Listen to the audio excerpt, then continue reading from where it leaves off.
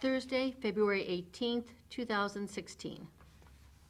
Pledge allegiance to the flag of the United States of America and to the republic for which it stands, one nation, under God, indivisible, with liberty and justice for all. Motion to dispense reading of the previous minutes. Second. Mr. Farrell? Yes. Mr. Monahan? Yes. Need a motion to go in we need a motion to go in executive Yep. session? Second. Mr. Farrell? Yes. Mr. Monahan? Yes. Yeah, you can do that. Okay, Yeah. we're recording. Okay, Pete, you're on. Okay, you're gonna have a couple pieces of legislation up there. This is to, just about finalize the, sports park project with Cedar Point. There's two leases up there versus a ground lease and then a lease and conveyance, or conveyance and lease, I should say. Those two items will pretty much get everything, going and also with that, we're gonna be doing the, closing of the bonds tomorrow. There's also some documents in there that all three of you commissioners need to sign. Jason, there's some items in there you need to sign as well. Okay? Again, with the financing was done with a private placement. Actually, it was the Phoenix Insurance Company, and I believe one of their subsidiaries are listed on it. So, I think it's worked out really well. That's good. Okay. I think also you guys are aware about, FCFC and one of our funding sources, which has been that Ohio Children's Trust Fund. Roughly a little under 23,000 a year is what we have been getting. And down in Columbus, under their infinite wisdom, they decided that we need to set up, I don't know how many regions across the state that need to decide on how we're gonna spend that money, or how that region's gonna spend that money, instead of each individual county figuring out what's the best way to spend that money for the benefit of, children in Erie County. Now it's gonna be a regional. Again, we're supposed to appoint 2 representatives to that region. Obviously, Teresa Reed McGlashan would be our first choice as a FCFC executive director. Try to reach out about getting a second representative. What Teresa thought was somebody from probably Job and Family Services, and they've gone down the line and they've recommended A.J. Lill, who's one of their children's services supervisors, to be that individual. So if you don't have a problem with that, I'll try to work through everything that needs to happen. That's fine. What are we with, 8 counties? Inclusive of 16 counties, 16, Northwest Ohio. And Lucas is the biggest? Yeah. Yeah. Okay. I don't have any problem with that. No, I don't either. Pat? Just, yeah, I mean, I'm not crazy about it, because, you're taking away essentially what each community looks at as what their needs may be. It may be different from another community, but they're trying to put us all in the same. That just doesn't seem right to me, but Columbus does. Well, they're gonna do it, and then the next step is they wanna do it with the coroners, and Mm-hmm. they just wanna keep marching on like that. Yeah. But, And the thing of it is, it's not huge money. no, It's and it's a lot of All right, money. it's $23,000. $23,000. But it's the Come on. process of writing a plan instead of one county, now you've got 8 different, or 16 different counties. Yeah, so 32 people that have to agree, and this is gonna be the plan for this region. Oh, boy. Long meetings down in Columbus, that's what Yeah. it ends up to be. Anything else, Pete? No, that's all I've got. How are we doing with the cameras in the parking drives? Since we lost- I know Gary is talking with one vendor to get some quotes on that. And I guess the big key will be the fact that I'm almost positive that we have got a fiber line that runs from the office building over to the courthouse. That'll be a big key. Okay.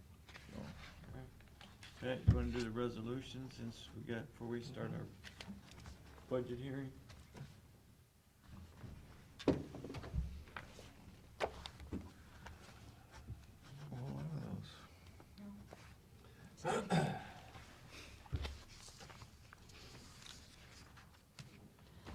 the Cedar Point ones are numbered, they need to be in Second. order. Okay, thank you.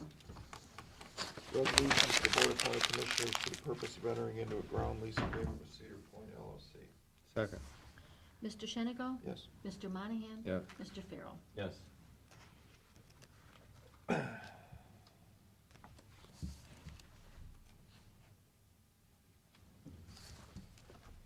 Resolution, Board of County Commissioners for the purpose of entering into a lease and conveyance agreement with Cedar Point. Second. Mr. Shenigo? Yes. Mr. Monahan? Yes.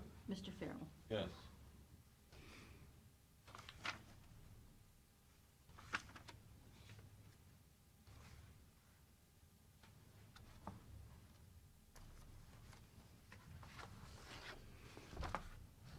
Resolution for the Board of County Commissioners for then and now certification. Second. Mr. Shenigo? Yes. Mr. Monahan? Yes. Mr. Farrell? Yes. Resolution declaring certain items surplus and ordering to be sold at internet auction. Second. Mr. Shenigo? Yes. Mr. Monahan? Yes. Mr. Farrell? Yes. Resolution authorizing payment to City Vista Bank for services to the Sheriff's Department. Second.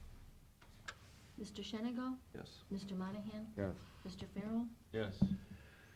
Resolution, the County Commissioners for the purpose of declaring certain items sold in order to be sold at internet auction. Second. Mr. Shenigo? Yes. Mr. Monahan? Yes. Mr. Farrell? Yes. Okay. And, if you agree, cancel the following meetings, 7th, No, March not 7th, mine's 14th, bad. 21, and 28. Second. Mr. Shenigo? Yes. Mr. Monahan? Yes. Mr. Farrell? Yes. Okay, that's it. Is that right? Okay. And then each one of you gotta sign the lease agreements, as well as, like I said, the closing documentation and the bonds up there. Yeah, the bond Don't stuff. make sure you sign that stuff before you leave today. Jason, then I have things. Why for don't you check all this, because I think they missed some of the bond payments, bond sheets. Let's give it all back. They missed some of the stuff. All right, thank you. Do we have the green calendars, Carol? I'm sorry? Green calendars? Oh. They're on my desk. I'll get them to you today. Sorry, I was trying to get those bond things done. I bet. It's on your desk, I can just go grab it. Well, I mark them up. Okay. That's not gonna help. No. Thank you, though.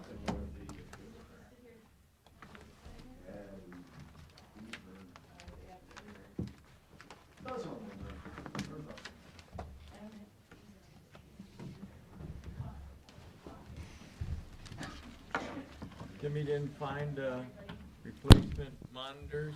He ordered one, Is and I haven't heard from him, so it must not be here yet. We're gonna check one and make sure it works before we spend any. What's that for? it change these things out because they're so old, you've got a line. This one's colors off, blue and green off. Yeah, you know, it's about time. Yeah, they've been there quite a while, it's just like at times. Although you don't wanna get them. No, that's what I told You them. can't see. We can't be big. But now they're not tall, they're wider now, so. We went to the 16x9.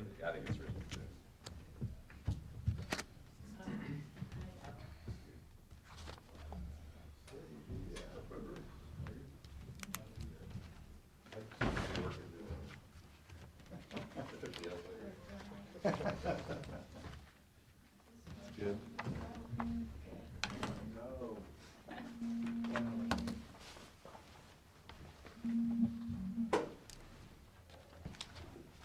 No, it's not me, because I left mine at home today for some reason. Oh, your phone? Yeah.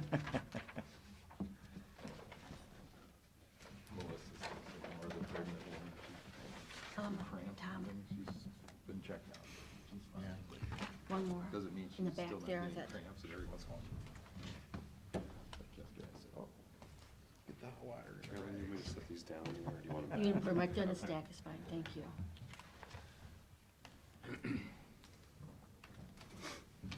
That one, Bill. Yeah, you missed this one too. Did I?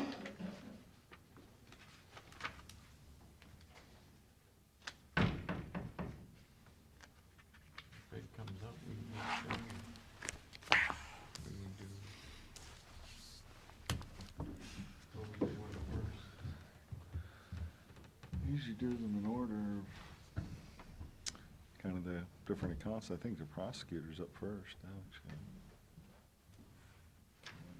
Then be Tona, and that, Gookie. And we'll show the sheriff's, but he's not here, and Yeah, then he's public coming in defender. next week. Yeah, he'll be in next week. He said he's got a problem with his line account for vehicles. With what? He's got a problem with his line account for vehicles.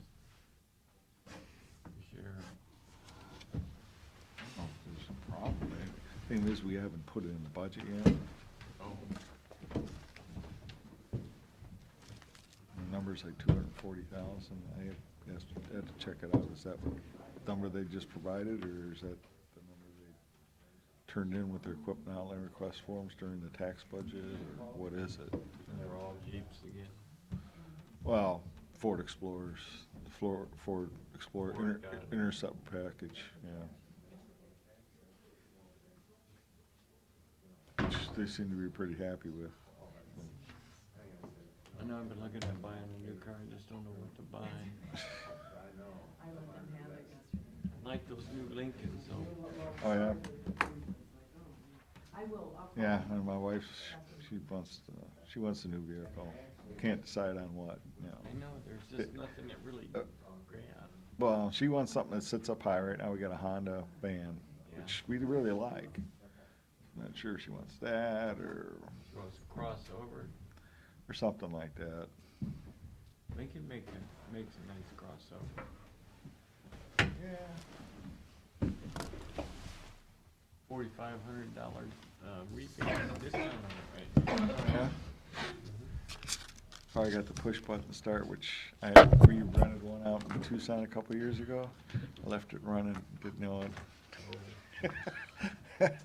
She doesn't let me forget that. I think some of them got the paddle shift too, like the Taurus show. They Oh, had yeah? You're driving a Lamborghini, Pete, you know, you and Kanye West. It's $53 million of debt. Yeah. I do like driving a manual transmission car. It's fun. Yeah, he's gotta have a meeting with Mark Zuckerberg.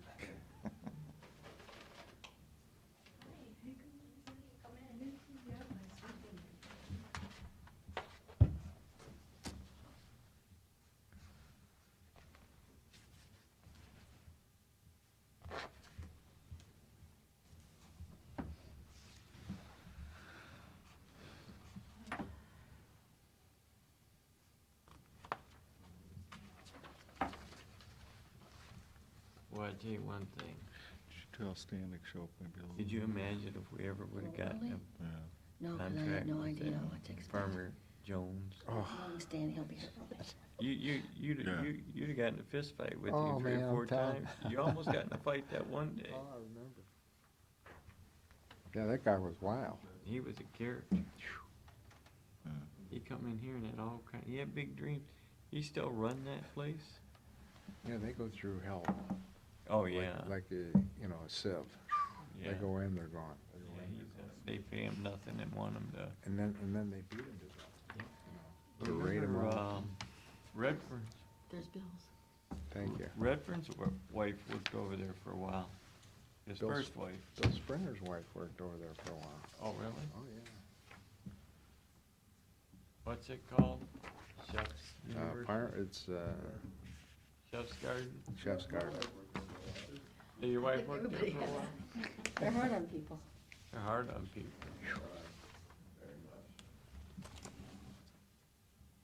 They're not employer friendly. Yeah, my nephew did his trucks and shoot.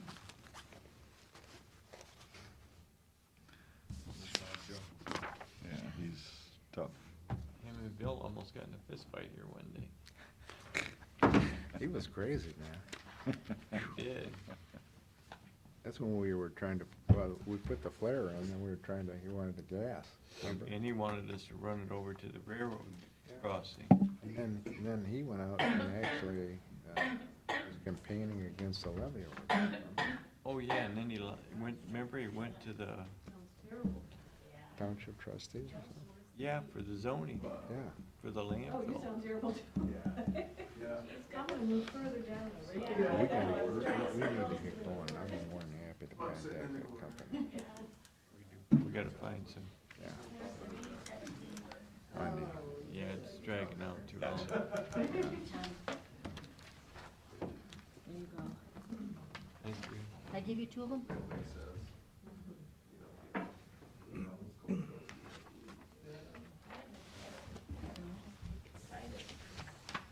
Did you go to that luncheon or that breakfast thing in Levis Commons? Yeah. How'd it go? Oh, did I go? No, it hasn't been it. There you go. Is it not on yet? No, that comes in March. March 25th. That is really a good one. If you wanna go down, you can drive down with me. Yeah, oh, there it is. It is down the way. Yeah. Yeah, you take the third What's of your each. plan going by there? Put them in the microwave. You'll see everybody and their brother down there. State of the Region Conference. That's where I met that gal, where we were trying to get the money. I thought they got moved back. Talked to The Baywin's case man. If they did, nobody the gal told that me. was in charge of the I had a jelly jar. What is it Chicago called? office. I don't know. I wasn't shortly thereafter, things got taken care of. And we got more money too. Got about $1 million. Hey, Jeff. We were waiting on it, we couldn't get it. See, that's it, all this medicine, you know, there's problems with it, and this is an old-fashioned remedy.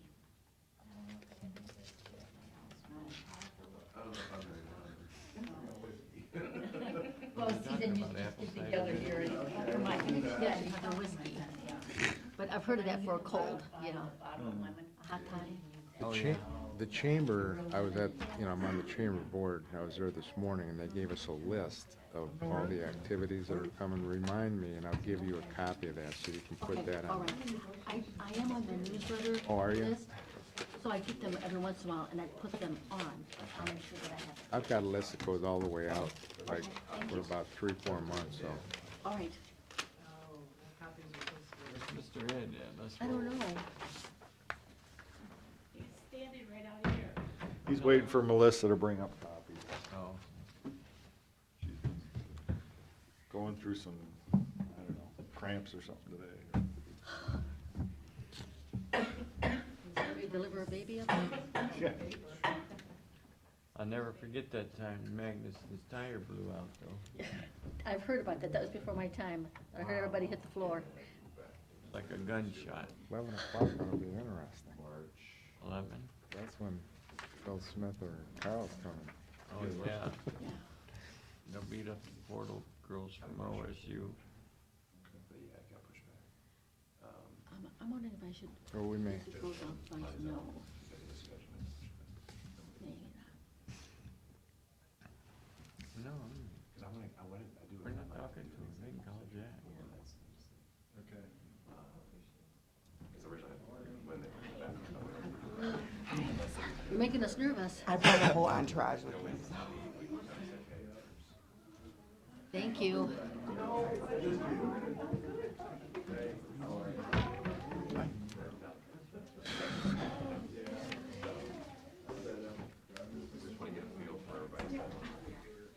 Okay.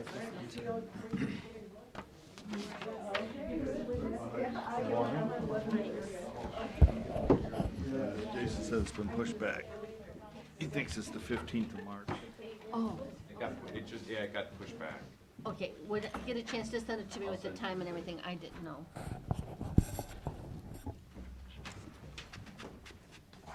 Oh, thank you. Time for lunch.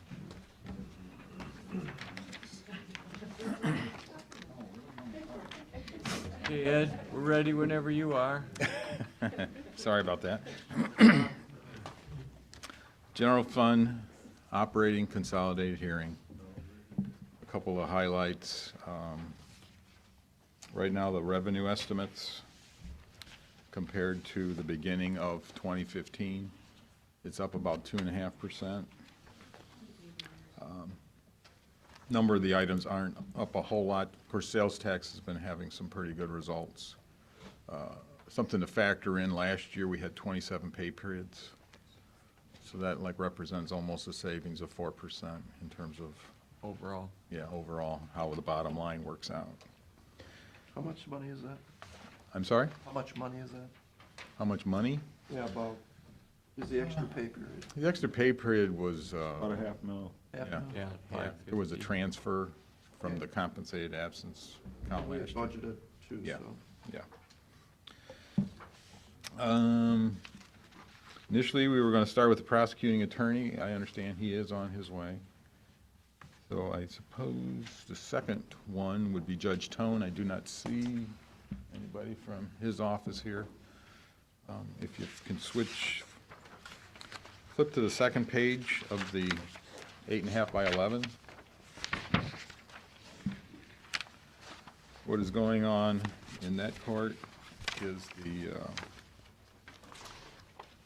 special accounts.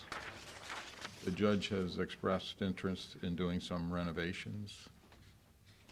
There are discussions with our facilities people, but at this point, his budget would show moving all of those wages and fringes back into the general fund, which by policy is something that is not supposed to happen. Once they've been moved into a non-general fund funding source, it's supposed to remain there, unless you gentlemen approve that. Now, is that something that's in the Ohio Revised Code, or is that something? That's our budget policy. It's our budget policy, yeah. Yep.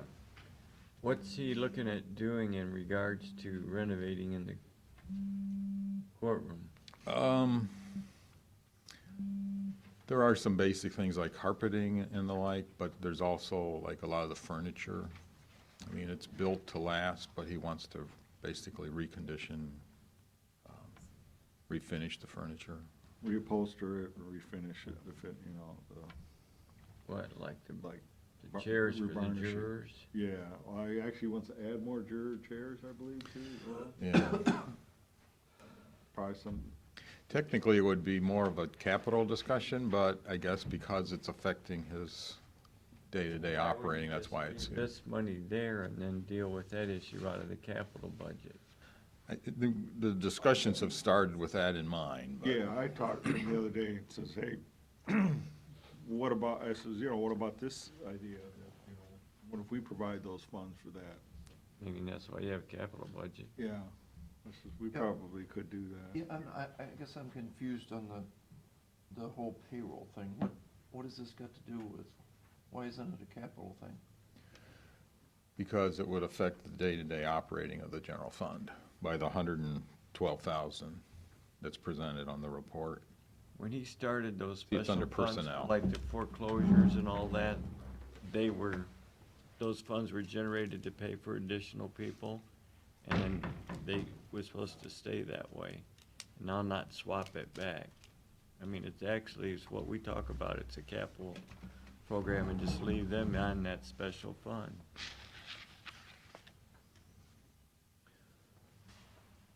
So, in other words, he wants to raise his salary and benefits from 428 to 566, but not spend it on salary and benefits, and do capital.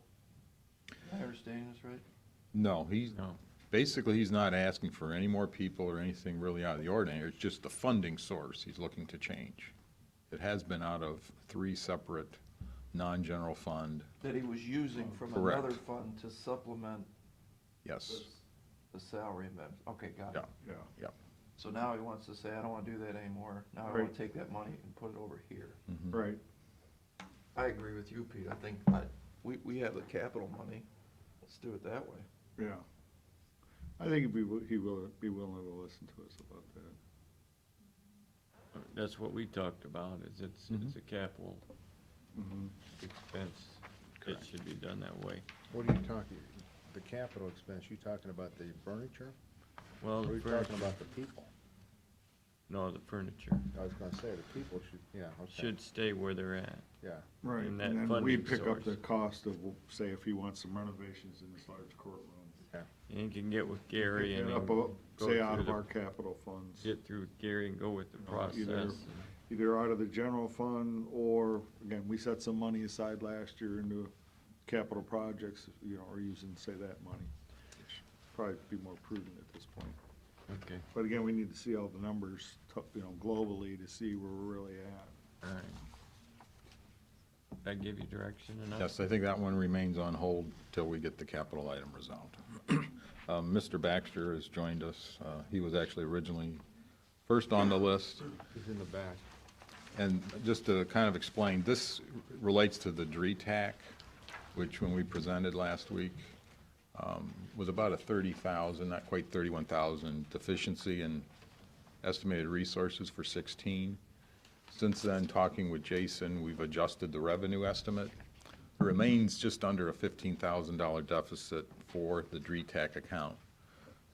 Their solution, which I think is reasonable but does require your approval, in last year's budget, the prosecutor's office announced that they were going to be providing legal assistance to the Board of Revision and Board of Tax Appeals through the auditor's office, and that money goes into the general fund. And so they're asking that we consider 15,000 of that to offset the deficit in the DRETAC. And Mr. Baxter is here.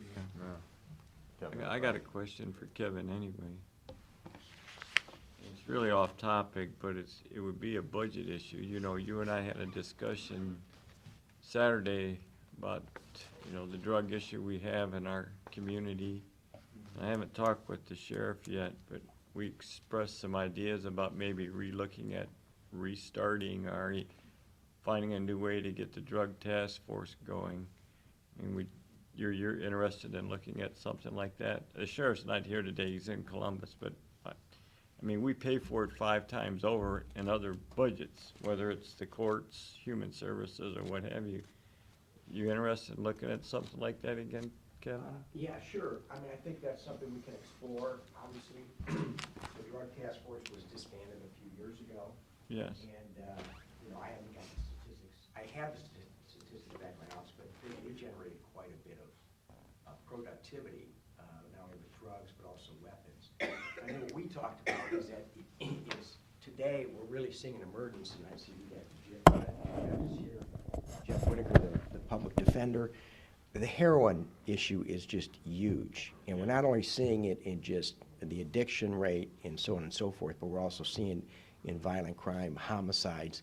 We just got done with the aggravated murder case involving George Martin, the tragic death of an 86-year-old man. That was all heroin driven.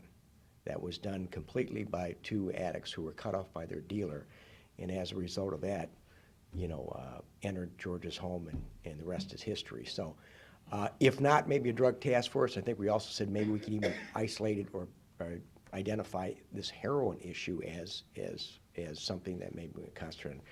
I haven't really explored it. I haven't had an opportunity to speak with any law enforcement. I will say, as I've said time and time again before, that right now, because I go back a long way, right now we have the best law enforcement leaders and team in Erie County, with the sheriff and the respective chiefs of police. So, Merging could come together Right. far better than it did years Yeah. ago, but Kevin, it's something we gotta yeah, deal with. I think they operate well now together because I don't see any of the turf issues that maybe I did 20 years ago, but certainly I think that I'd like to hear what their input is, and I know that they.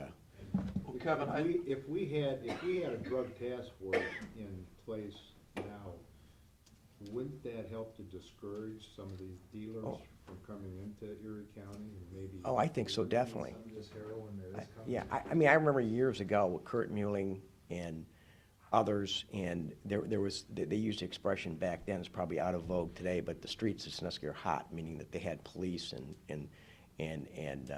there was a concentrated effort to discourage that, absolutely. Also But had an amazing prosecutor that was doing that. you know, Roger was a key part of that whole thing, Well, but that is right, Roger, you were the prosecutor back then. Times have That's right. changed, haven't they? yeah. But is it something we can look at? I know I haven't talked with Absolutely, the sheriff absolutely. because he's not here, and I wanna talk to him, but you guys are the professionals. Yeah, but like I said, today, in today's environment, and I think they would all agree, we've got a great law enforcement team right now that I think works well together, but could even be more facilitated and enhanced through something like In that. the long run will this save us money? Well, I think, Even if it doesn't save us money, I it think it- saves people. I think so. I think you can combine efforts and, yeah, I think so. I mean, I think it's certainly a discussion that would be good to begin, because I think it's certainly needed. The dynamics have changed, and like I said, especially with the heroin issue, it's huge. And it's If you so can cheap. if you can discourage people from coming into this area because we have something in place. Right. You know, to go Right. after them. Mhm. I mean, it's gotta save you money in the courts, that you're not putting somebody in the courts, you're putting somebody in, you know, back into detox and what Right. have you, that we don't have now. I mean, we're dealing with a lot of homicides right now because of the heroin. I mean, people selling bad heroin. Well, Well, Kevin, I think I have talked to Ziggy a lot, I've talked to Judge Bennett a lot, and what I think Ziggy would say if he were here is that the process across the United States is we'll never arrest our way out of this problem.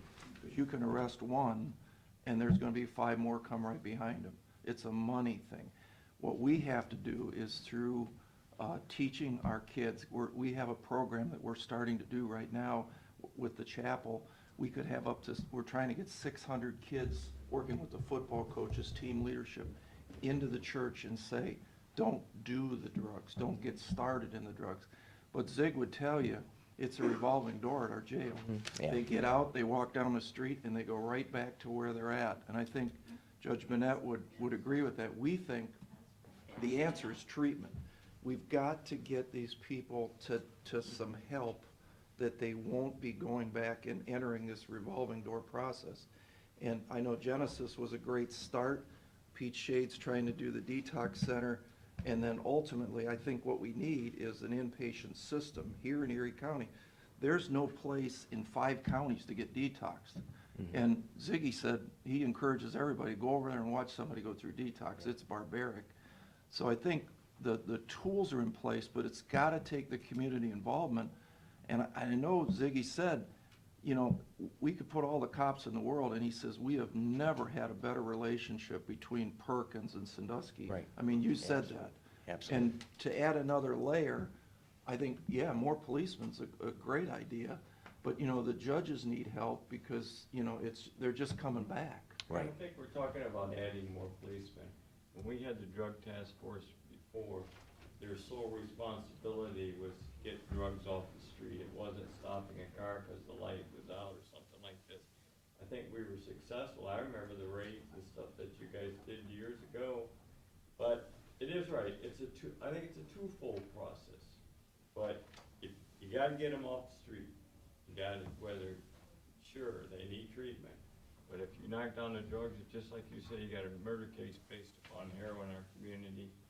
I mean, you guys are the Yeah. police experts. I've talked to Siggy on this one, it was 4 years ago, and he has a different thought pattern than I had, but I'm not an expert, but you guys are, so what we're saying is, I think, I would like to start the dialogue.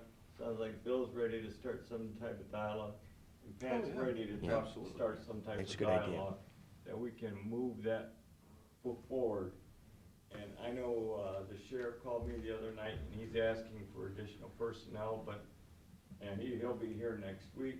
I don't wanna speak for the sheriff, but, that's something that we can work, you guys Sure. can work together. I think it's a good And idea. Roger, you did do a great job when you were the prosecutor in that, and taking those off. But like you said, if the streets aren't as hot, you know, they can't get it as easily as they can, so I think it's a twofold process. You know, another program that the sheriff and I have talked about is the dealing with the mentally ill.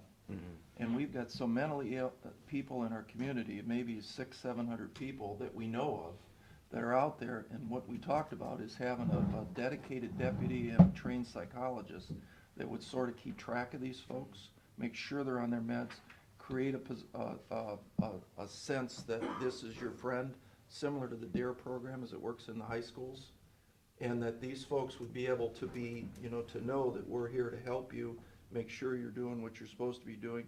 Like the gas station where the guy broke in, he just wasn't on his Yeah. meds. Yeah. So dealing with the mentally ill in the state of Ohio is huge because all we're doing is housing them.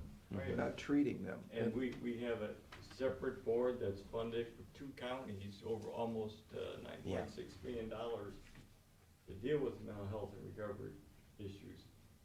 You know, that's something we'll have to address with them. Sounds like we got some work to do, but I just wanted to Yeah, broach the I think it's a subject, good don't wanna idea. drag it I mean- out, but I just wanted something to Both, bring it both up. law enforcement and treatment, very, very important. I mean, I just, not to kind of too much more, but I just met with Conversation going, so. I just met with the parents of someone who was indicted heroin, and they were the victims, stolen property, and they were just torn, And they probably couldn't get help. and they said,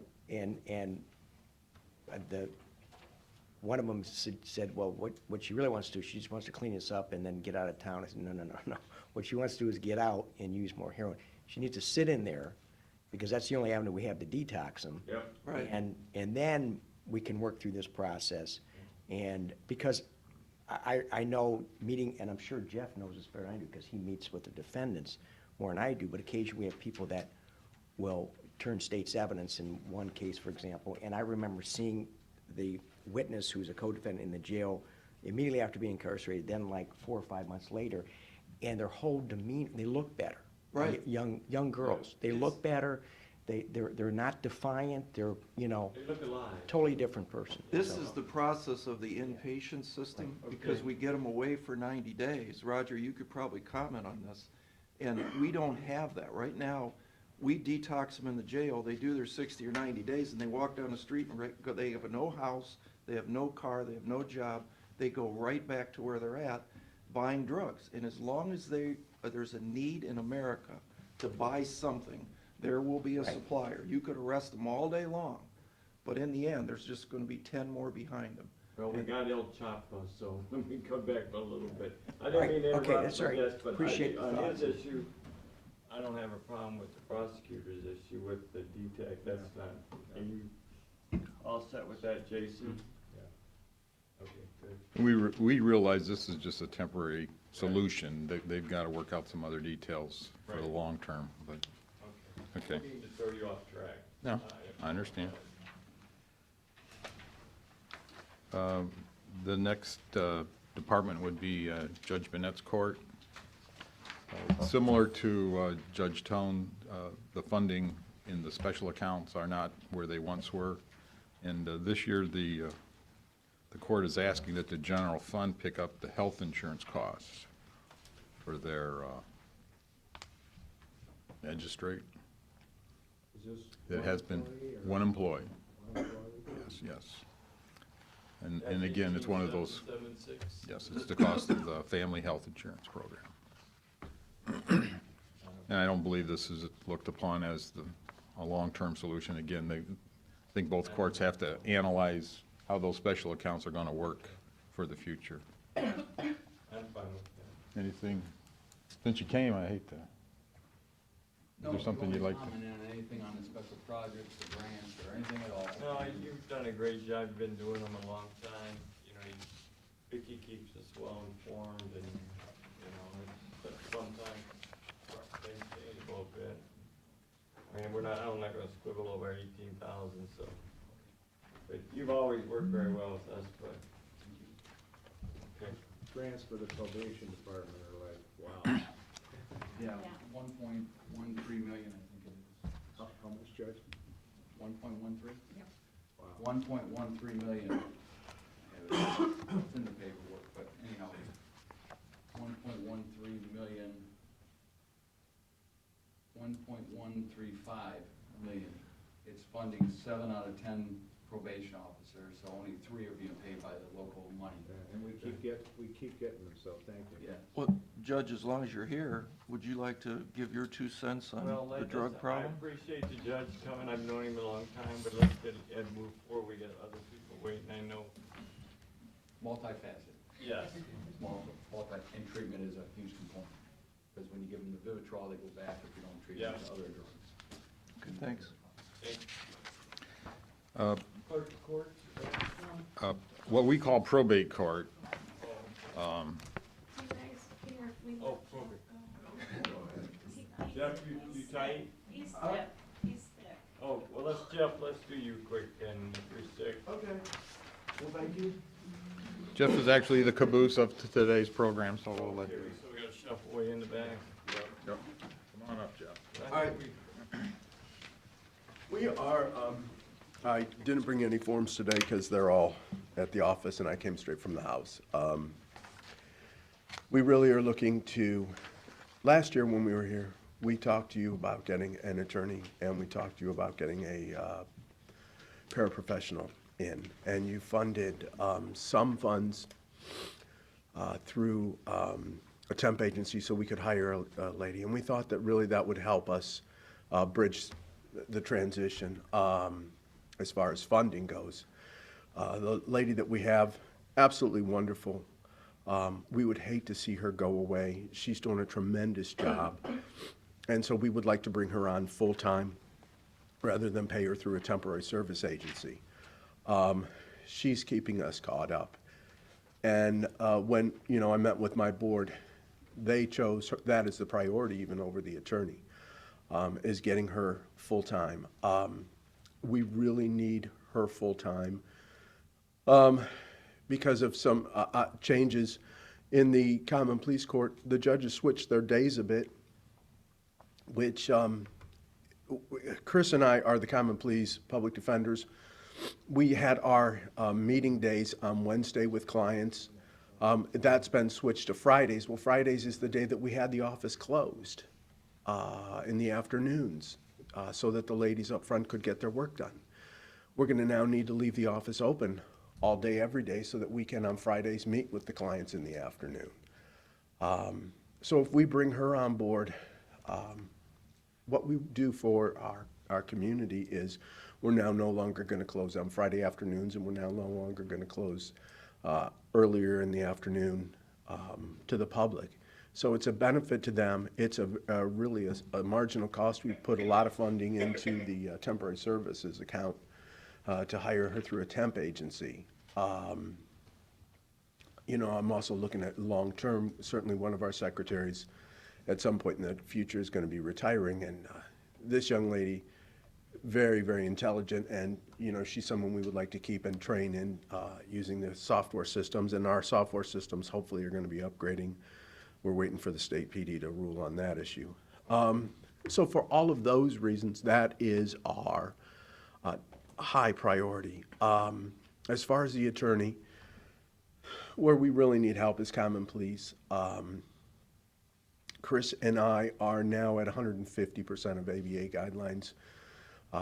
4 years ago, we got some assistance in juvenile, and we got some assistance in with the muni courts through an attorney, and that has brought those caseloads down to, in juvenile court, I think we're at 123% of ABA guidelines. I think our muni guys are sitting at about 140%. They were, if you recall, 4 years ago, pushing 180 to 200% of ABA guidelines. We could not keep that up. Where we really need the help is in common pleas. Chris and I can't continue doing these cases at 150% of ABA guidelines, and then you also consider that, I do all the administrative stuff as well. Your caseload up? You always used to give us the caseload statistics. Our caseloads for the past, I think 4 or 5 years are running relatively constant. We're going to be around 3,000 cases.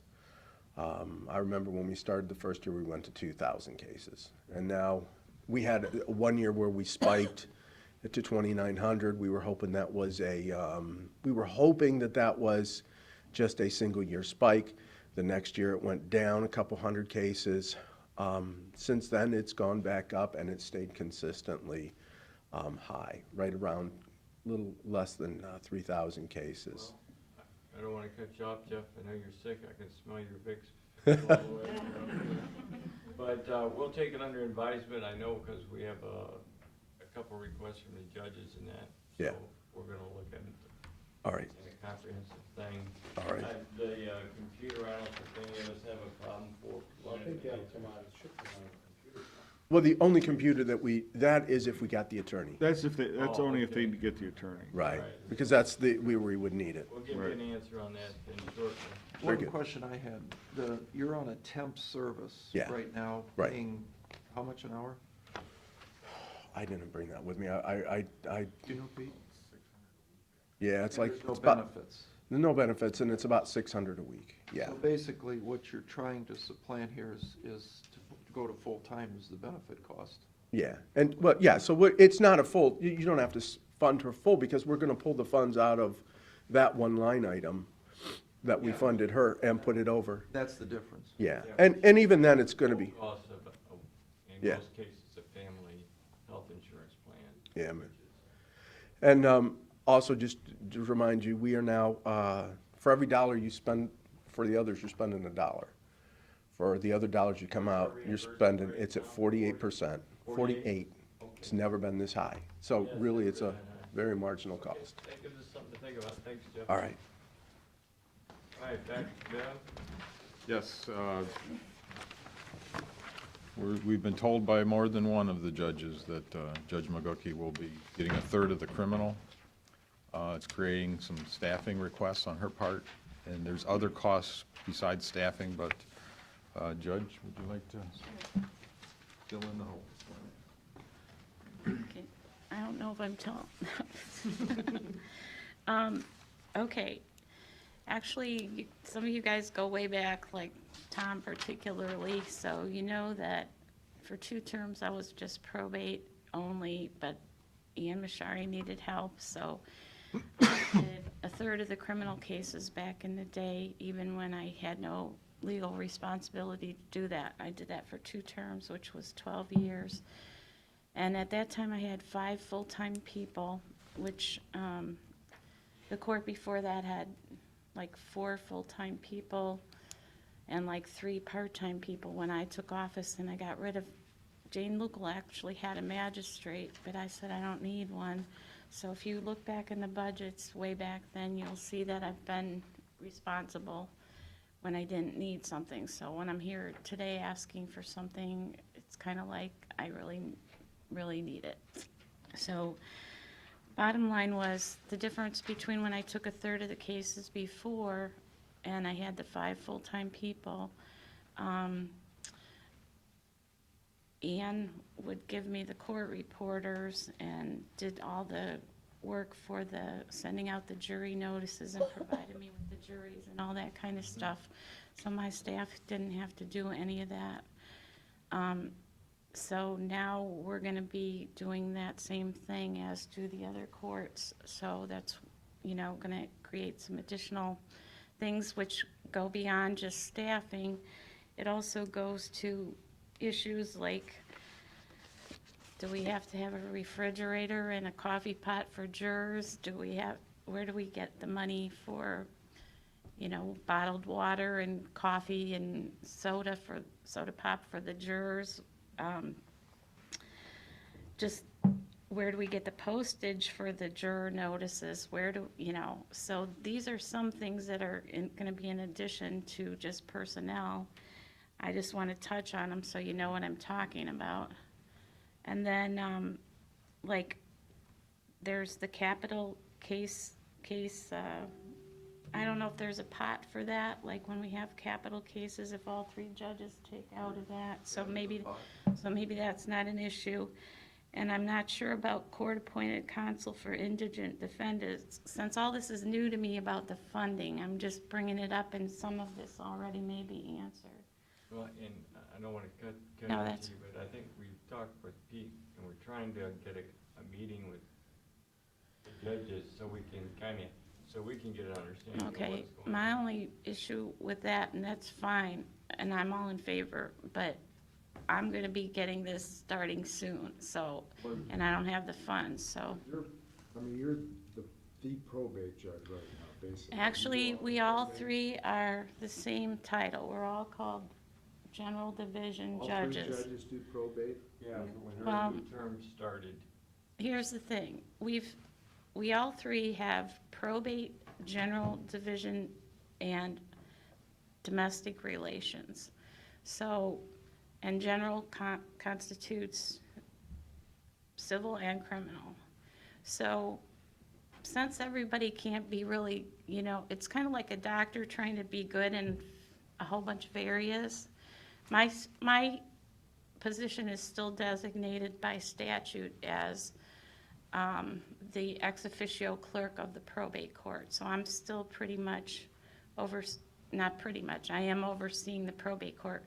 We've elected the 3 judges get together and vote. We've elected Judge Tone as the administrative judge of the general division. And since Judge Burnett is so good at working with the criminal stuff and with the probation department, we've sort of designated him as supervisor, administrative judge over the probation department. He takes care of all the hiring and firing and rants and personnel problems and everything else there. I take care of everything in probate except when I have a conflict, which isn't. I'm trying to get all 3 judges do probate. but No, basically we all you're have, the only we all one have that does. jurisdiction. Let's put it this way, we all have jurisdiction over all those areas, but we've divvied it up since they had magistrates before and I didn't. They do all of the DR work, they do all of the civil work, I do all of the probate work, and then we're dividing up the criminal work. And it seems to work out unless anybody has an issue with it. So, So- I'm confused, if there's, I don't know the numbers, but if there's 900 criminal cases, let's say, Mhm. and what it used to be is that you didn't do that, and Well- 450 went to Judge Tone and 450 Well, went. actually, for the first 12 years, I did a third of them, even Right, when yeah. I didn't have to. Then when they came on, they split it in half because of the way the jury, but then I still took all the conflict cases. So I was still doing criminal, but not as much as I did before. So now, I guess I'm trying to figure out what's changed, that, is there more criminal cases that now you have to do a third of them? In other words, the Judge relationship. Tone was concerned that because of all the new things with, and tell me if I'm wrong, but when he goes to these meetings in Columbus, he was concerned that because there's so many new requirements for capital cases, and if you like make one little teeny mistake on a capital case, or they were afraid that if I wasn't included in the rotation of the third, since I'm also the general division judge, that they were gonna maybe have a problem later on with some reversals, or tell me if I'm mistaken, We yeah. all 3 have jurisdiction, civil, criminal, domestic relations, CPOs, and probate. When Judge Tone and I took office, Judge McGookie was doing probate, so she kept doing that, although she had jurisdiction with those things. Mhm. And special projects come into play and all that other stuff. What we decided was that Judge Tone and I, all 3 of us decided we would take half of everything except the probate. She would take probate. She would take any of our conflict criminal cases. We would take any of her conflict probate cases. So basically, she was still doing probate. Yeah. Judge Tone and I were talking down at a conference about death penalty cases, because in a death penalty, the jury decides death or life in prison. Kevin knows that, right? The judge can override that decision by the jury and say, if the jury says death penalty, the judge can override that and say, no, death penalty, life in prison. The concern got to be that in these death penalty cases in the rotation, because it's just Judge Tone and myself, a defendant would say, well, we could have got Judge McGookie if she was in the rotation, and if the jury came back and said death, Judge McGookie may have overridden that and given life in prison instead of death. Yep. So my client has been, his rights Deprived. have been violated. I get it. So in that regard, Judge Tone decided, in a good decision, put her in the mix, so now she's getting 1/3. The cases haven't gone up that much in criminal, maybe slightly, but if there was the example of 900, Judge Tone was getting 450, I was getting 450, she was getting any conflicts. I don't know, 4, 5, 10, whatever. But she happened. wouldn't have the experience, so there could be overrun. So here's my in that question. regard, the 900 now, instead of 450 in conflicts, it's 300, 300, and 300. Yeah. So the caseloads have not gone. So here's the problem, though, is to go back to the refrigerator and the coffee. In Those the are already end, in the jury rooms. and the jury room, and the staff and everything, why can't Judge Bagookie just kind of go sit up and you guys share your refrigerator and your jury room and your staff? We do that. We've tried to do that. Yeah, we do that. Working? She's not gonna need It's not. funds for jury room for a microwave, for a refrigerator, any of that. That's already existing. They're there. Any funds she might need would be for the water for the jurors, or the pot for the jurors. Once again, since we're spreading them, ours can be reduced, Judge Tone, myself, those supplies for the jurors, and that money gone into her account. So talk about the staff then. Could your staff no. help her? No, because we're still doing 400, and I had 1,400 cases a year. But now you won't. Now you'll be 1/3 less. But I still Not- have not civil, 1/3 domestic less. relations, and CPO that she don't have. No, I know, but No, still, so if those she's others- gonna take a third, somebody's losing something. Oh, no, not much. Unless your caseload's going up. All the other cases we're dealing with during the time. I don't think you understand, though, the complexity of the cases is going up, and I could talk a little bit more about my staffing too, because you guys are talking about mental health issues. Well, now we have a new statute statewide that provides for outpatient commitment, which is supervised by the court, which is sort of like a, kind of a version of a drug court. I mean, we also have, I don't know if you followed all the Columbus Dispatch stories about the guardianship abuse and the attorney down there that was the guardian for like, I don't know how many cases. But on account of that, came out that we now have all these guardianship training programs. The guardians are required to be trained, take a 6-hour training course every year. So those courses have to be designed and held locally. We have like 500 pending guardianships. The one thing that doesn't reflect in our statistics is like, okay, we get this many new cases a year, but it doesn't, you don't realize like in probate court, some cases just go on and on and on. They're like, not like a civil case that you start and you're done with. They're getting more complex. Well, not just that, the population is aging. You saw it with your parents. I Right. mean, we're still supervising, you know, as people live longer, we still have guardianship cases pending for years and years. Sometimes we have trusts that are pending for years and years. Those don't really count in the new statistics of the caseload. Judge, percentage-wise, on your probate, Mm-hmm. how much right now or last year, let's say, on your probate cases, what percentage are you taking as opposed to Judge Tone and Judge Bennett? I take probably 99.9%. And we have 100% of civil, domestic Yeah. relations, and CPOs. Yeah. Judge Tone and myself, 100% of those.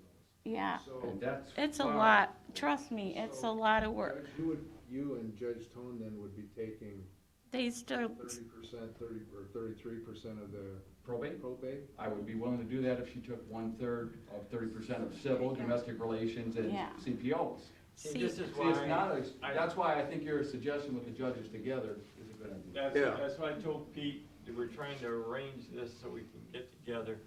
And, I mean, Ed, why don't you kind of sum up what Bev's requesting, if that was, situation was to occur, so we have it for the record, the dollar amounts, and then we're just gonna have to have a meeting with the judges and, you know, get to it, I guess, basically. Yeah, I think we're all wrestling, here with how this thing is gonna work, because obviously we're not. it's actually gonna work the same as it has been, except that, Commissioner Farrell said if we can get a meeting with the judges, before we end up with the budget, final budget, that's really gonna help us. I agree. Thank you. Can that help you? Now, run over her figures for us, Frank, because she wants a new court administrator magistrate, right? Correct. And that would take Nancy's office, which we did. and you need a new part-time bailiff and bookkeeper. And that's done already? Well, Nancy? we had a, go ahead. Yes, we did, we went through the process, we actually met twice with the judge and went through it, went through all her staffing, all her needs, all the job duties, we went through all the job descriptions, yes. And then the upgrade the current employees that went through your, which we've had some other departments go through that same. Yeah, we did the analysis on every position. Well, Pete, since we have two of your judges here, Pete, can we get a meeting, the commissioners get a meeting with Judge Bennett Judge McGookie and Judge Tone as Yeah, I soon mean, as we possible. we'll try to coordinate it, but we'll just see after I everybody mean, if we gotta do schedules it are. like we did at 8 o'clock in the morning sometimes. It's fine with me, I just need to get some, direction, because I can't, Well, I think that's what we're looking for, is we need some direction too from the other judges on how you guys are gonna divvy up cases. well, I don't wanna speak, but I think we were gonna, Might as well, according to you, you got the same Yeah. amount of judgeship, so you might as well. I'm just saying that it's working the way it is. I mean, you can ask Ziggy, you can ask law enforcement, you can ask the attorneys in town. The way we've got it divvied up works, and I think we're each satisfied supervising whatever. I mean, you can't be good at everything. We're not asking you, Dee, but there is make some logic that, hey, if there was an equal rotation in a case like that, and I know you're a hard sentencer, from what I've heard, I mean, so not getting you is probably a good thing, but on the flip side, I could see somebody arguing that as a technicality in a murder trial, so I think we need to do that for the community, and we need to do it quick, so we can resolve your issues and actually divvy up how this is all gonna work. Once we get about 2 or 3 dates so that everybody. Yeah, that's fine. That's it. I just Is that wanna work say- for you guys? Right, good idea. It's like one other thing that I don't think that you guys think about that much, but like, we do all the civil commitment hearings. You're talking about all this mental illness stuff, and there's a lot of times the dual diagnosis, which is the psychiatrist doesn't know if they're mentally ill because they're drunk or high.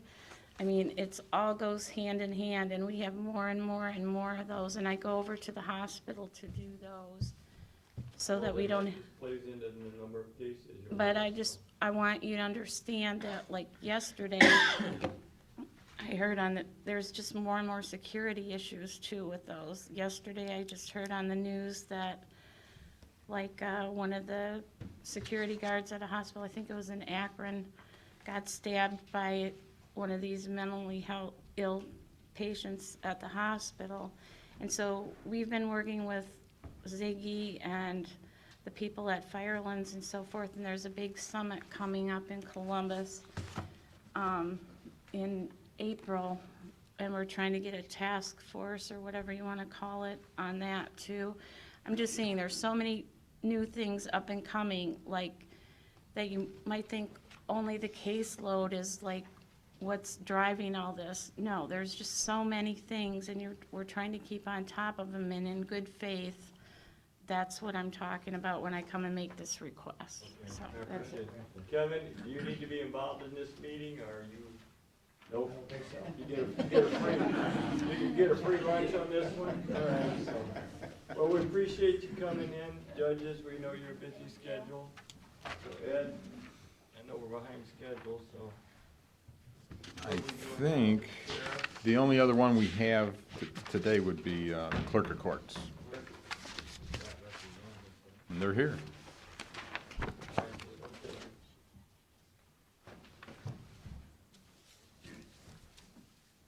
Good morning. I'm sorry, the clerk could not be here, she's out sick.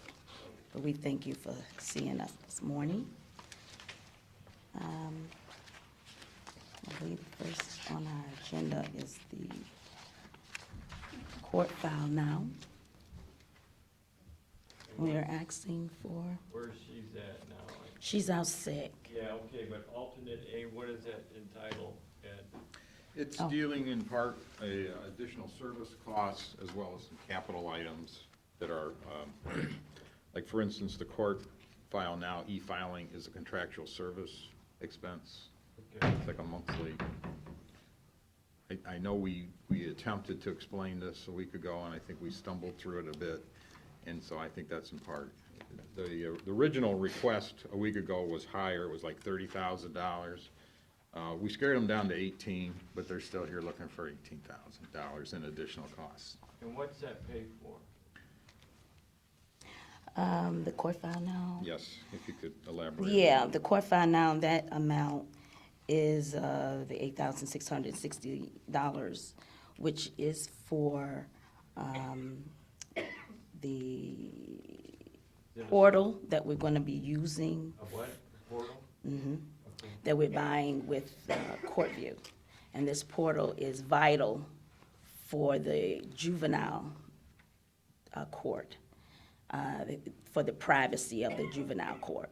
You guys are doing Rob's stuff, I thought he did his own, but you're doing his own? The 6th District Court, we've always done it in clerk of courts, yes. All the courts, correct? Well, For- Rob used to always do his own. He is his For the own appeals. work. clerk. He is. For the appeals. And so what's happening is, the 6th District Court of Appeals will be, or actually, they're already doing e-filing. Yep. And they want us to come aboard to do e-filing. So we would need this portal in order to keep family court juvenile section. Is this a yearly cost? That's my- No, So one time? One Yes. time 8660? yes, I don't have a problem with that then. yes. What about your maintenance on your scanner? Yes, we have a scanner that the girl that does the initiating of all our civil cases, our domestic cases, and we're trying to keep that up with maintenance. This is for a 2-year maintenance. 2-year? Yes, sir. 1319? 13, You guys good with that? Yeah. Same way with the micro. The microfiche, the 795? I think that goes along with the microfiche machine, doesn't it? The microfiche, yes, that's part of the maintenance agreement If you For- get the new machine. when we get the new machine, yes. $1,250. Why do we need that machine? Well, the machine that we have now, we've had for 15 to 17 years.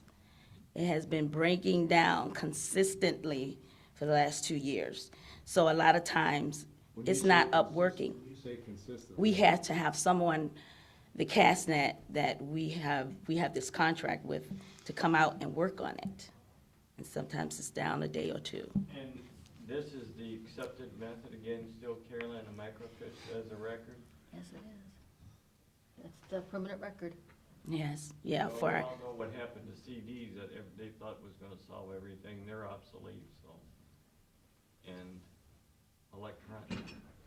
I thought you guys didn't, I thought courts didn't have to microfilm. well, what we do as far as the microfilm machine, we take all our cases, which sometimes will look like this or more,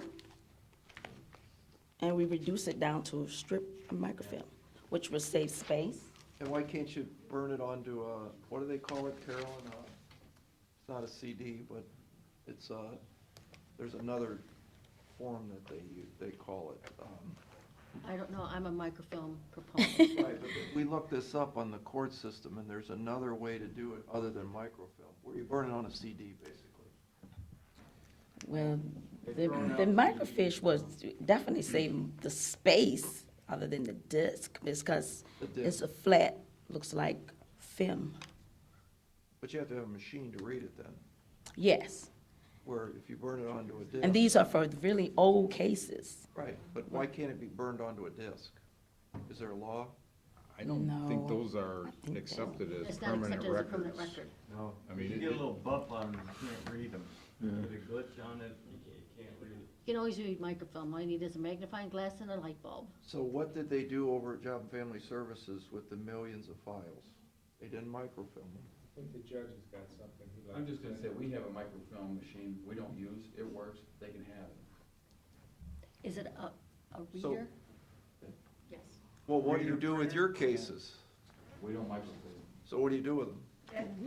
They're hers. She was responsible for their case. How old is Why don't she? we try that and then if it How doesn't old- work, how old is then it? we'll get rid We of the bought it machine. 3 years ago. Bought it 3 years ago, it's working. But why don't we do that, and if it doesn't Thank work, you. we'll get a new machine. Good thing. Nice cost saving, Judge, thank you. That's out of your pocket, and if it doesn't work, we'll look at doing that. So the 795 is out and the 1250 is out. You might need a. I was gonna say, you might need a maintenance she might agreement need on a that. maintenance agreement with Okay. the scanner, so that may Okay. still, that may still be there. Okay. Anything else? You got the- Well, we just have the scanner that we need. We needed one scanner. $1,000. Yes, about 900. 6250 is out, just for the record. Yeah. Correct. I don't care about the $1,000. You guys care? Is that replacing an old scanner? No, Or a new scanner? it's a new upgraded scanner that moves a lot faster than what we have is almost 6 years. Good there. I guess Anything that else? was my question, is this a replacement machine? It's not, yeah, it's gonna replace the one that she already has, Yeah, I'm there sorry. you go. Yeah. Which is, Yeah, is a, okay. That's okay, the scanner? yep, That's it? Keith, that's it on that budget, Ed?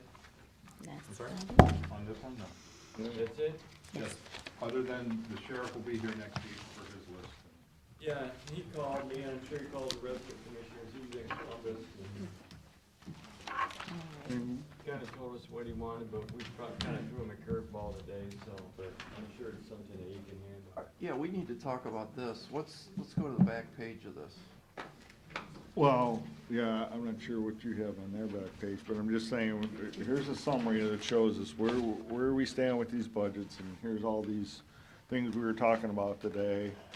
And I hate to jump ahead, but under the capital, under the sheriff, at 290, 240 of that is for vehicles. We don't have any vehicles in this budget yet, Yeah. which But we we should. did last year. Right, I saw that. Yeah, so if you look at the very bottom line, what we're saying is, well, before today, we agreed on anything, we had $417,000 extra that we could budget if you want a balanced budget, expenses versus revenues.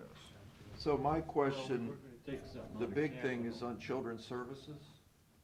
Yes, Yeah, I mean, if you look at the next page, You spent $735,000 more than we budgeted? no, that's the difference between last year's budget and this year's budget. Understand. Yeah, that's, Or so in did other we- words, if you're saying, gee, well, I thought we'd have a lot more money available in the 16 budget, there's your answer why we don't. Oh, I picked up on that right away. So Yeah. here's the problem. Did you put that in this year's budget, the 735? So in other words, are you gonna stay at 1,635,000? That's the number that's in the current budget. So if we can reduce the boarding cost, that number goes down. Which is, we've been up to $3 million at one point. That was a different Yeah, day. and you know what, and that's even a really optimistic number, that gets children's services to zero fund balance, What does? Oh, really? yeah. Well, By this budget, goes by back- budget. This anyway. goes back to the treatment because. So it if could we be even can- more. If we can fix these kids, 10 kids saves $250,000 a year. Absolutely, that's what, and that's the process. I don't know why we're not making that our priority. That's the process.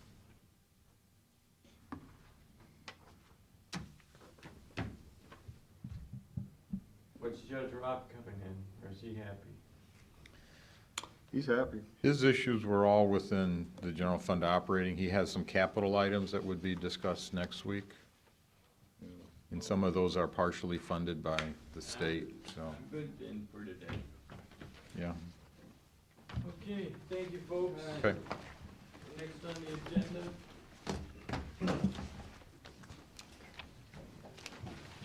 Dan should, yep, I talked to him yesterday. Maybe he's outside. See, Rob. See, Rod. Thanks for the information. Ready to catch a flight? If we can get it before March 1st, they said the trial. Absolute trial. I'm usually in by 4:47 every morning, so. Okay, will do. Can we set that meeting up for next week? I'm gonna try. Okay. Next week? See Vic. Next week's rough week. What? Well, the judge says he's starting the trial March 1st. I'm good Tuesday. The 23rd. We're gonna have to talk to Ty, right? Yeah. Yeah, That's the problem, is just getting everybody's schedule it together. is. It is. Okay. You're on, Stan. Thank you, Tom, gentlemen. Carolyn. Good to see everybody. Got good news and bad news. The good news is we've only had to plow 3 times this winter so far. The bad news is, well, the employments are down, no ice fishing, parking's down a bit, but we're surviving it.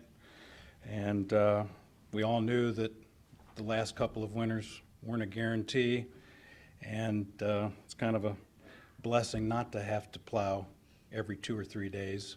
We don't have as many breakdowns, and we've saved a lot of fuel and overtime to this point. A couple things to follow up with from last quarterly report.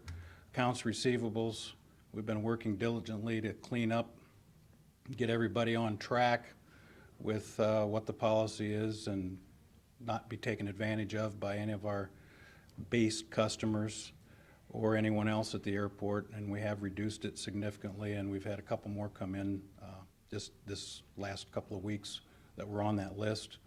One was to the tune of pushing $3,000 and a couple other that were in the $100 range, so we're making progress there. You know, I noticed in the 90-day, I see where Griffin is continually, but he had, there's one account that says Griffin and that says customers. Is that fuel that he sold to his people? Right, that we're keeping track of on the managed side of things, yes. And he, part, Sold that to his people, but he's 90 days past due. well, actually, he's not. It's a little bit misleading to look at the accounts receivable sheet. I had Bev pull together what they've paid, and their agreement was, they paid us $1,400 per week on the past due amount at the time of the closing on their airport, and then to keep everything else current. So since that August 10th of 2015, they've paid the $1,400 per week as agreed to, and they paid on top of that an additional $28,032.84, which takes care of that 90-day column.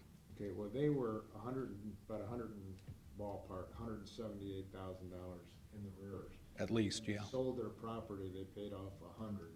Yes. So they were 78, so it looks like they are keeping track of whittling that down. They're getting there. They're trying. Do you have an agreement with them that they're going to whittle that down no less than $1,400? Yes, yes. And the second, Yeah, there was also, I looked at that 90 days, and there was a guy by the name of Clavenger or something? Cavender. Cavender? Yeah, he's the gentleman that has cancer from Michigan that was planning on moving here prior to finding out he had cancer. He was planning on building a hangar and doing restoration on old airplanes, vintage aircraft. Since he diagnosed with cancer, he's been basically unemployed, unable to work. We did move him out of the hangar several months ago, and he is trying to figure out a way to pay. We do have in our possession one of the airplanes that he owned in parts. So if all of a sudden, things go awry, we've got something we can get. we've got something, yes. I don't know, Bill, if it will be enough to offset what he owes us. Well, it sounds like they're on top of that thing. He's trying, and the guy's trying. I feel bad for him because his health is, Well, when you see some of those big numbers like that, I think that's over $4,000. Yes. So, yep, you wonder. I agree. Okay. Other part of update is customs. We finally have 100% drawings.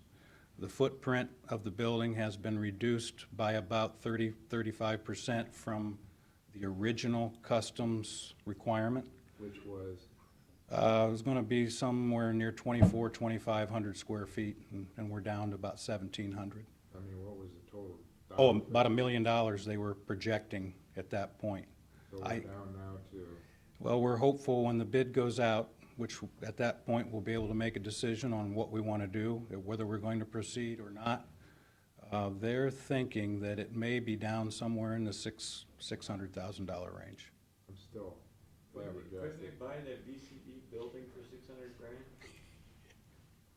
Yeah. Hey, Stan, that was 2,500 into $1 million. That's $400 a square foot for free land. Yeah. A building costs $100 a square foot, so 1,700 square foot should cost $170,000. Well, the electronics package alone is well over $100,000. Gotta have So the that's- Their computers. Okay. Yeah, it was what, $80,000, $100,000? So 170 for the building, 100,000 for the electronics is 270. And then you had they have holding cells, correct? It's not a building as you, Wait a minute, we got holding cells in there? no, they're not going to have holding cells. Those were eliminated. That was one of the ones that was. Yeah. We literally have a $21 million facility right across the street.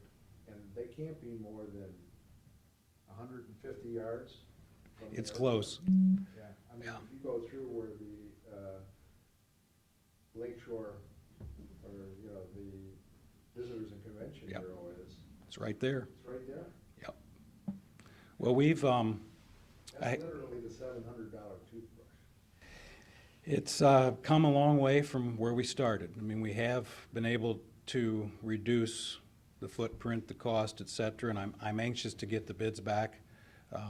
Polis and Schmidt is feeling very confident that it may be even less than that. I talked to George yesterday, so we're hopeful that he's right. The colors for the building, the colors. You had a decorator in Port Clinton or Catawba Island who basically was gonna do that for you. And they were at about $2,000, but they weren't on the list. So we They- had to go to Cleveland, and we're getting charged $8,000. About 5, yeah. And we negotiated her down from the original 8 because it has to meet this spec book that they have for their buildings, which I'm not exaggerating. It's 10 inches thick. It's, and that was part of the cost for the architectural too, this. Go to jail, So we gotta have that airport over there. You know, I just get a little dismayed when I hear some of these things from the federal government. I'm total agreement with you, Bill. And Marcy's captor's office did call about 6 weeks ago and said that they were looking into if there was anything else that could be done. I have not heard back from them yet, but I'm hopeful that when this goes out to bid, we get the numbers back, maybe we'll have one last opportunity to negotiate some of these costs down or out. Have you talked to Senator Portman's office? No. You know, I mean, right now with election season going on, this could be a good topic to bring up for these folks on the trail that are talking about, you know, mismanagement and waste in the federal government, and why we have a 12-inch thick spec book and why we have to hire a decorator to pick colors is beyond me. Well, the signage program for the building has to be through their purveyor. We can't even put that out to bid. The signage has to be done by the one company that they've approved to build their make their signs. So you know that cost is not competitive by any means.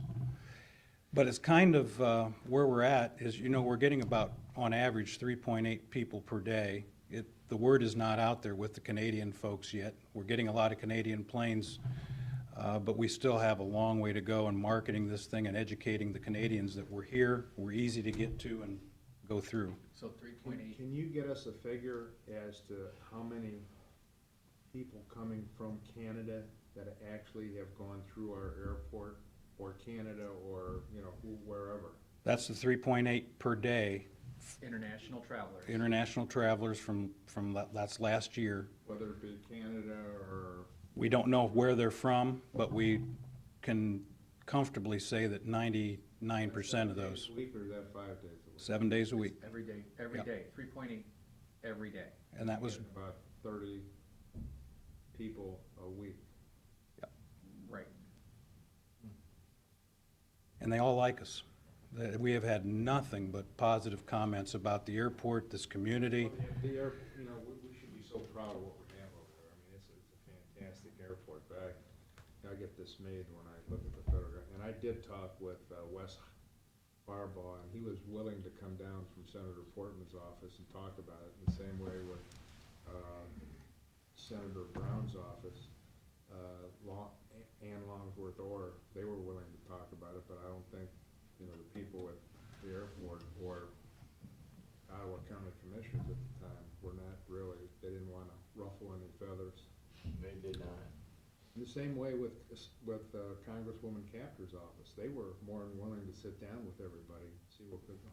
Because I take a look at the customs building downtown, where you have, I don't know, a couple hundred people a day in the summertime Yeah. come through there. And it's a Small shack. little office. I take a look at what we had when we were at Griffin's Airport out there, small little office. Yep. And they're making us build a Well, the day facility. that I went across the other side of the pond and seen what it was a garage, you know, basically, it was nothing to it. For what it's worth, Youngstown has been looking at establishing customs, and customs was unwilling to change anything in the guidelines because they don't have the facility next door like we do.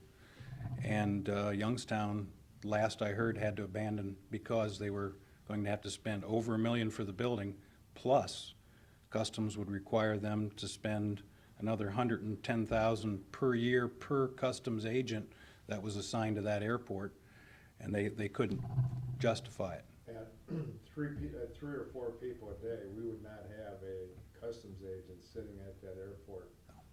So right now, we have somebody come in, they call over at the customs, they come over, we have a small trailer there.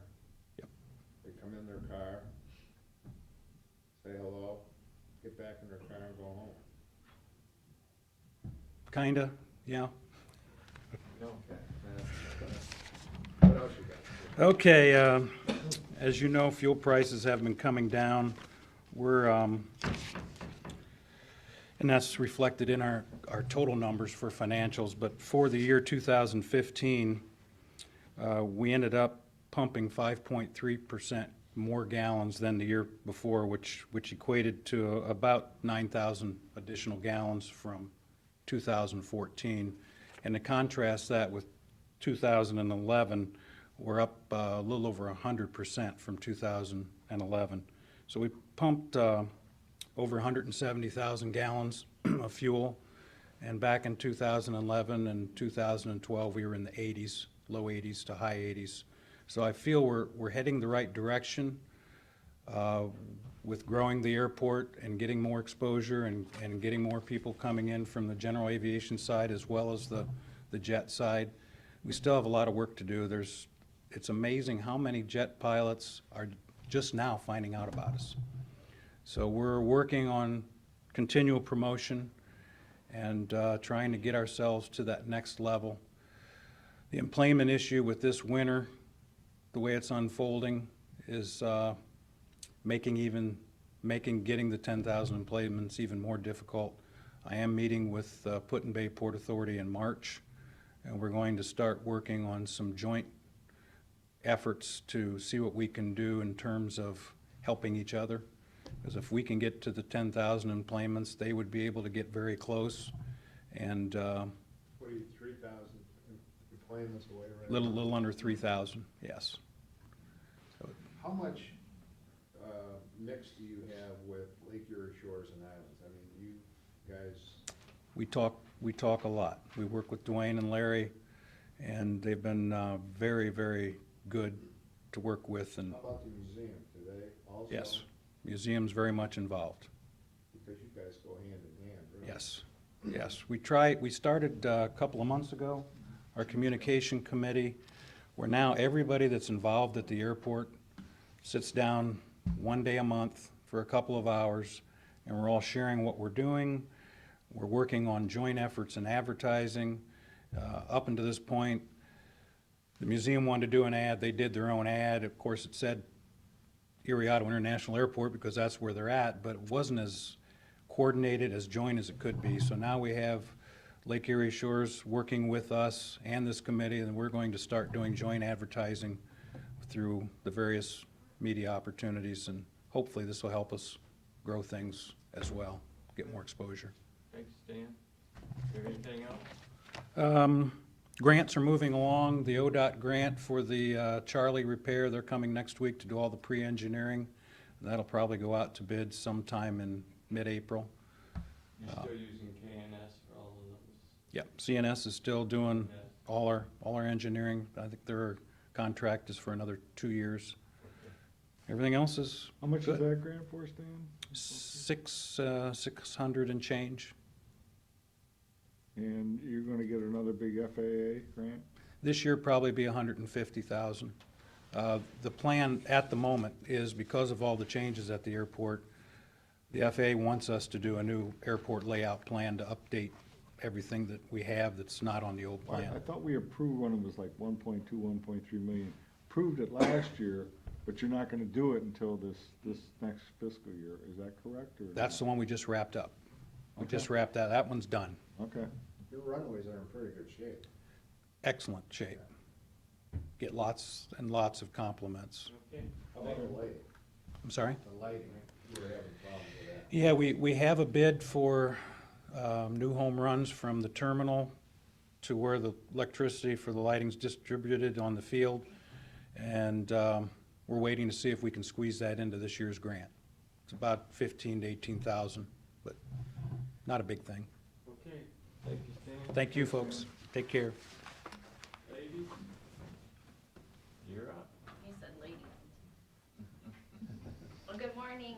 We're almost to noon, right? How are you? Just a couple of things. Mary Beth and I will do some 4-H stuff.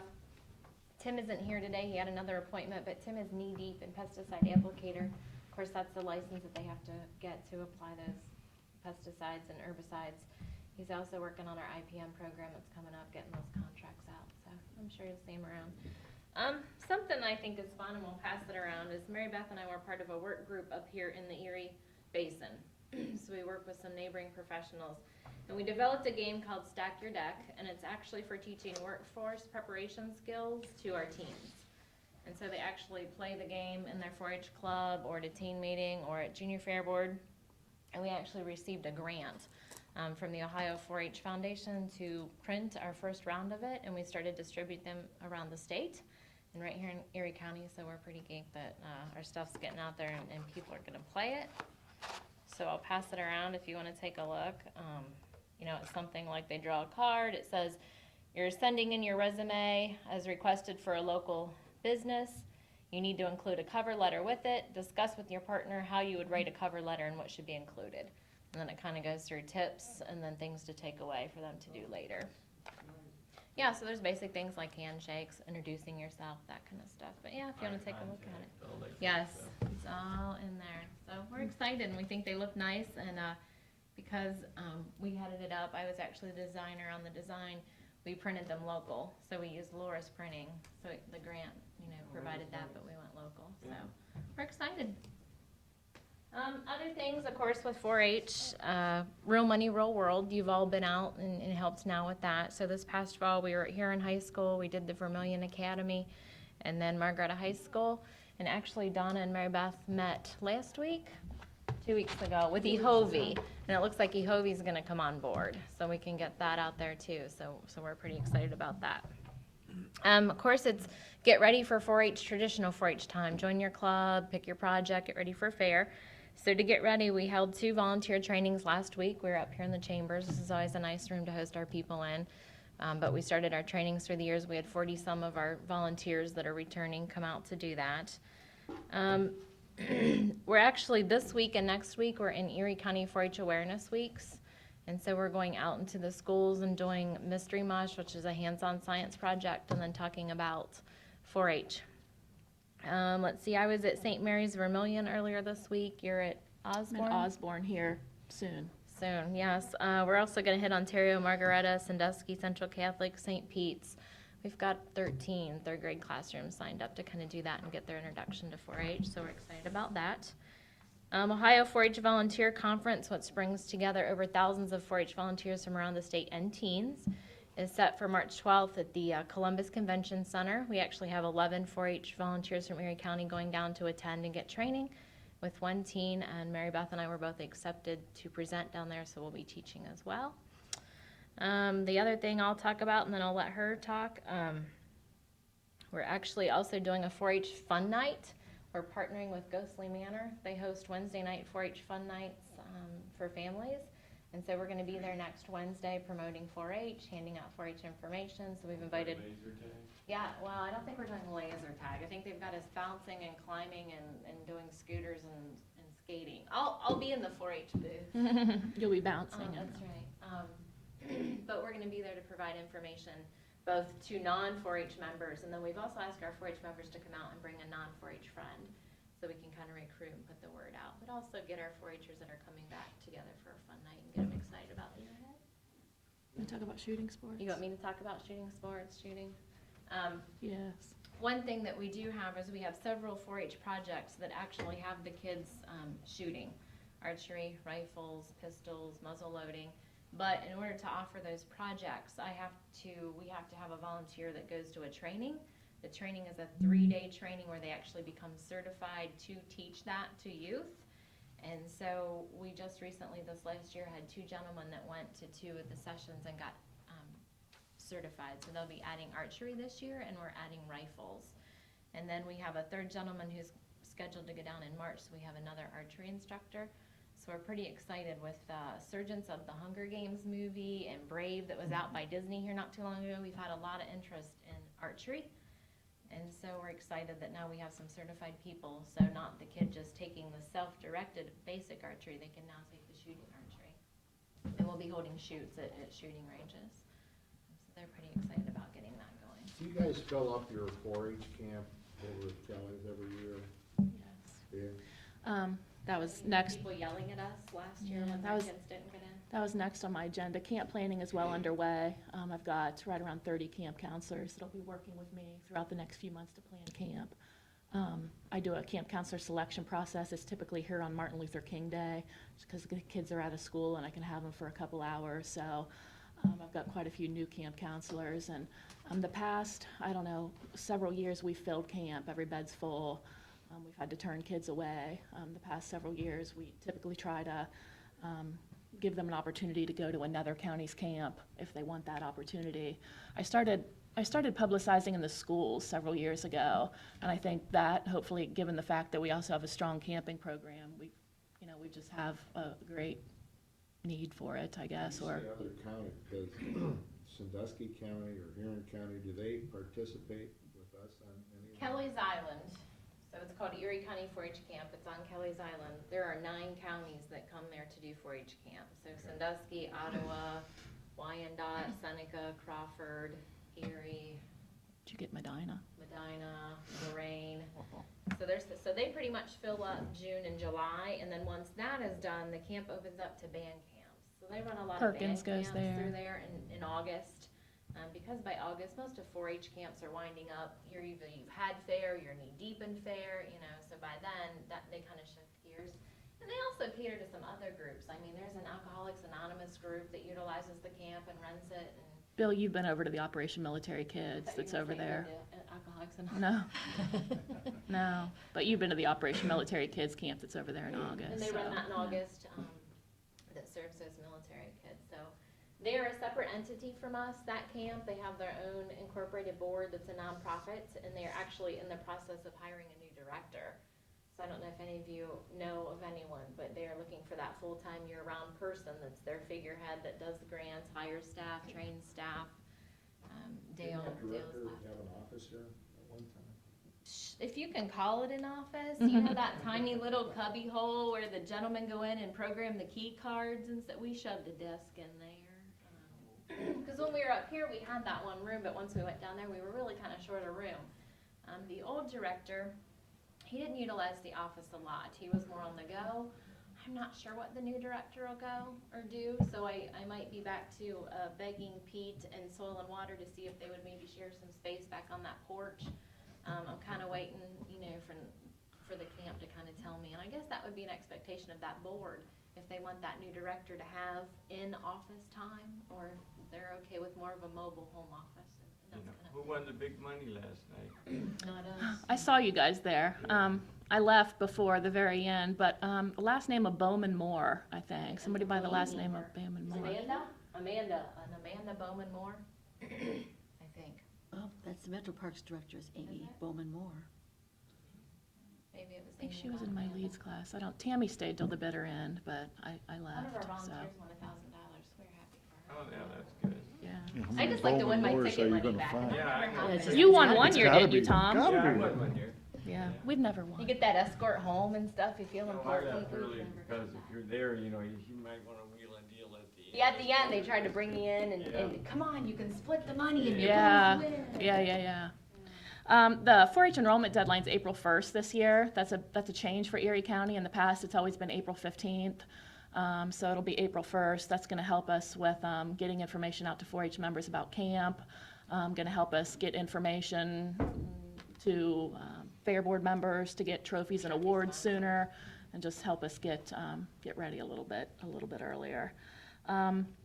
As you are probably aware, we didn't have birds last year at the fair. No county had birds at their fair. In mid-December, the poultry ban was lifted. We are optimistically hopeful that we will have birds at the fair this year. We are cautioning advisors and 4-H members that the ban could be reinstated if, avian influenza is found, especially this spring during the migration. So again, right now, we're plowing forward with the hope that we will have birds at the fair, but if that ban's reinstated, last year they didn't instate it until the beginning of June. So kids were committed. I mean, we're kind of So- telling them, if you want to take poultry and that's your passion, great, but take another non-poultry project as a backup.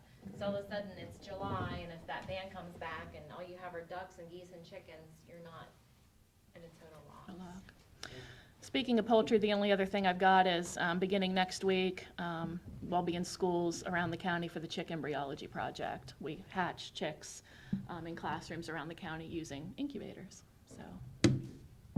Yes, but now there's a whole lot more tracking of those baby chicks because of avian flu. Good You're times. just sitting back there for nothing, or what? I know. She's sitting back there looking pretty. That's what we bring her for. I know where all the heat is. Holy, it's hot in here. Some days I'm in my office in gloves and a blanket, and here, it's because it's all coming up here. I don't know. You just don't know how to turn the new system on. Is that? I think we have these giant air vents in the ceiling that air flows constantly, so I think it just makes it feel cool because the air is moving. I don't know, that's my theory. Sitting on the outside's a lot warmer. I think I got the pick office. Didn't know it at the time, but it is a lot warmer than theirs. Okay, Pat, I know you were at the unveiling on Tuesday for the community survey, and hopefully you guys have been updated on some of the issues that we're facing as far as the county. I like Tom Jackson's first line, "We're fat and we drink a lot."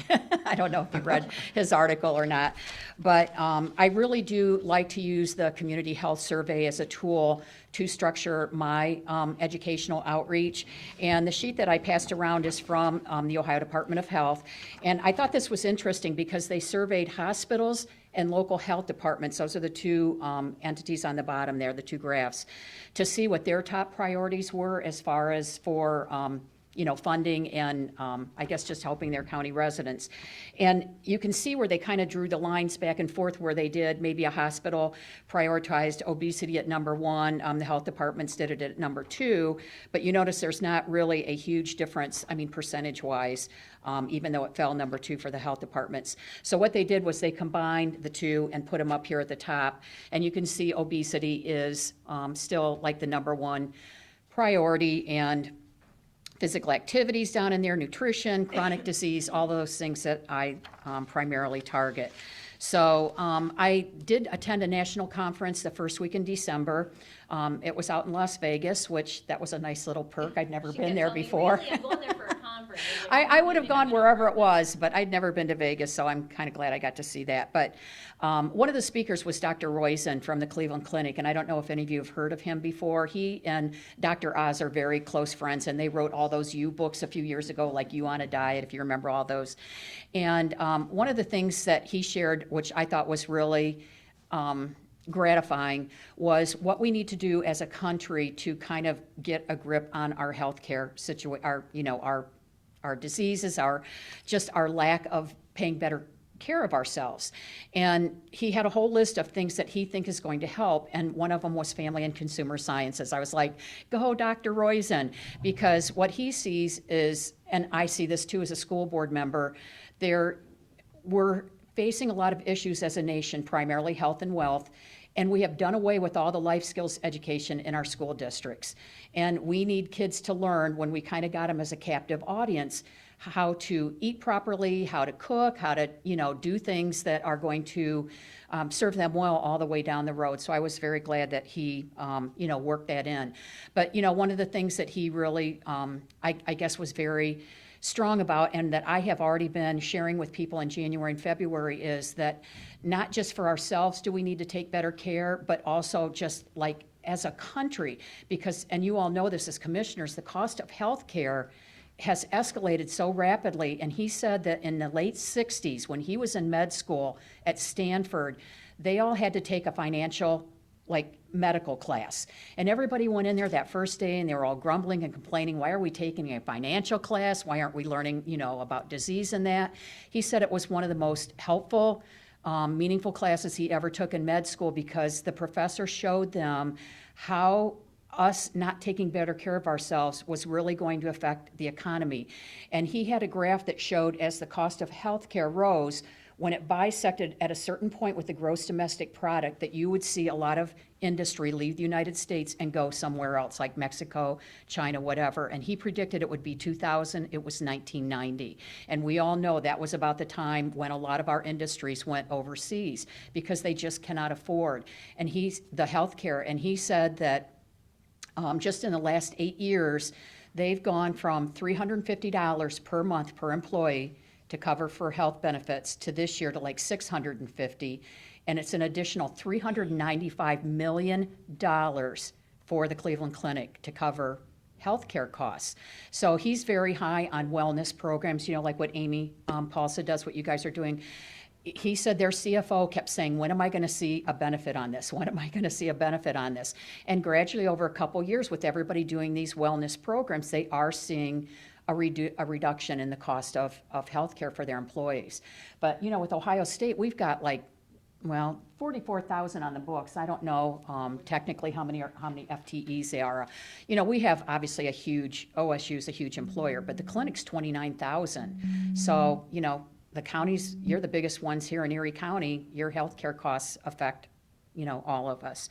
So anyways, I think there's a misperception with decision makers and the public in general that the health department can handle that kind of education, or more of our job and family services or whatever. But we really do need extension as the primary and secondary kind of line of defense to go out and educate our residents, because we think that prevention is much cheaper than intervention. So the amount of money that you give Angie and Mary Beth and I and Tim, to go out and do our thing with the county residents really does, I can't quantify it, but it does make a huge difference in what ultimately is going to come down the road as far as costs for healthcare and all of that.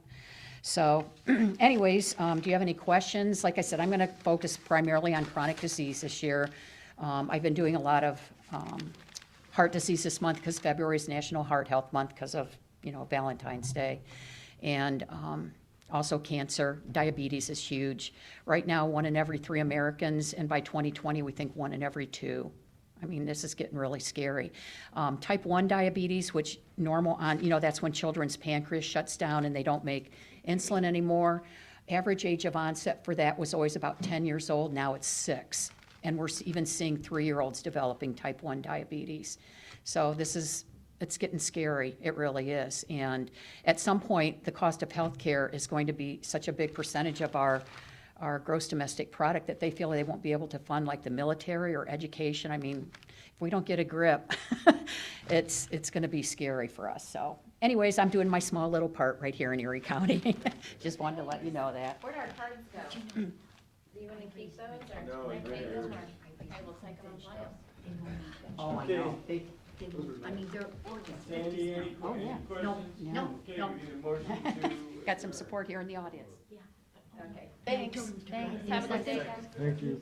Big exercise. Second. Mr. Monahan, Mr. Shenigo, Mr. Farrell.